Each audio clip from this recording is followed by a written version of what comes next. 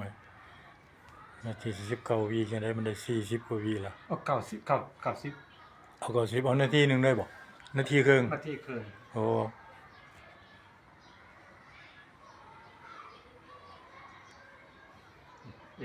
เอาสูบในไก่เล่นคอยเลย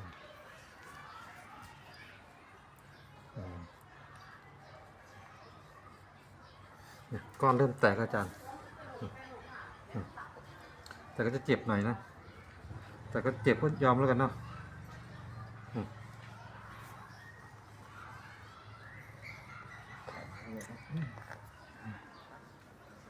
มาหายครั้งนี้ก็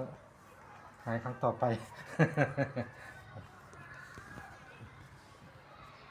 นาทีครึ่งแล้วครับผม